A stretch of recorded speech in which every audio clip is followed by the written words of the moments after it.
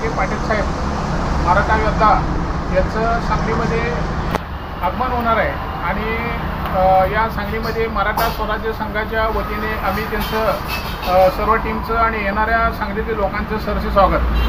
येत्या 8 तारखेला माननीय मनोज जरांगे पाटील साहेब आपली भूमिका आरक्षणाविषयी स्पष्ट करणार आहेत आणि मराठा स्वराज्य संघाच्या वतीने आम्ही सांगली जिल्ह्यातील तमाम लोकांना आवाहन करतो की आपण जास्तीत जास्त संख्येने 8 ऑगस्टला यावे।